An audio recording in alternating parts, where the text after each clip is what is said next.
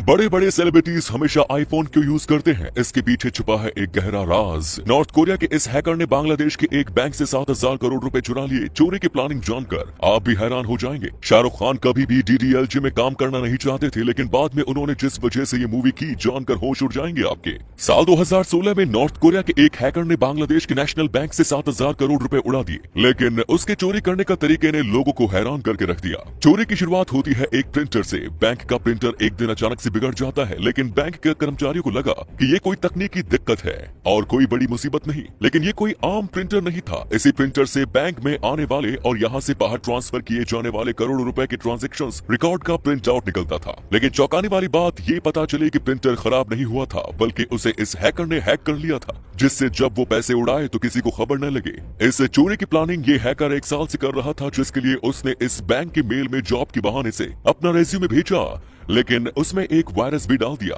जिसकी मदद से पूरी बैंक अपने कंट्रोल में ले ली। और पैसे उड़ने के बाद हैकर ने इन्हें फिलीपींस की सबसे बड़ी बैंक में जमा कर दिए और उसके बाद धीरे धीरे कैसीनो की मदद से पूरे ब्लैक मनी को व्हाइट में बदल दिया।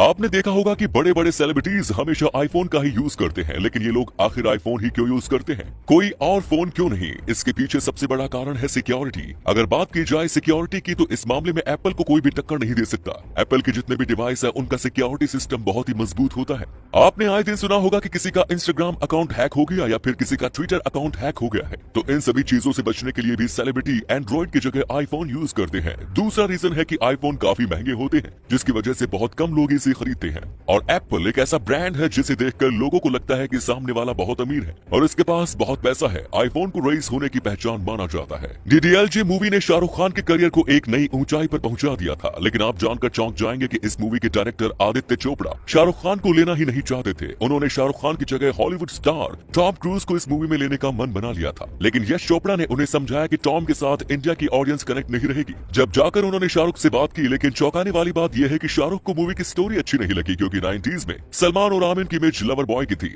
और ये रोल भी लवर बॉय का ही था, इसलिए उन्होंने इस फिल्म को करने से मना कर दिया। तब आदित्य चोपड़ा ने शाहरुख को समझाया कि जब तक देश की माँ दादियों के साथ साथ हर महिला के दिल में जगह नहीं बनाओगे, तब तक सुपरस्टार नहीं बन पाओगे। ये सुनते ही शाहरुख ने फिल्म को हाँ कह दिया। हाल ही में ब्राजील में डायनासोर के 5 अंडे मिले हैं, जिसके बाद से हर कोई हैरान है। ये अंडे 6 करोड़ साल पुराने हैं और करोड़ों सालों से ये मिट्टी में दबे थे, इसलिए अंडे बिल्कुल सुरक्षित हैं। लेकिन हैरान करने वाली बात यह है कि साइंटिस्ट्स का मानना है कि इसके अंदर बच्चा भी हो सकता है। इससे पहले चीन में भी कुछ अंडे मिले थे, जिससे डायनासोर का एक बच्चा बाहर निकलने ही वाला था, लेकिन किसी कारण से उसकी मौत हो गई। अब देखना ये होगा कि क्या इन अंडों से जिंदा बच्चे निकल पाएंगे या फिर नहीं।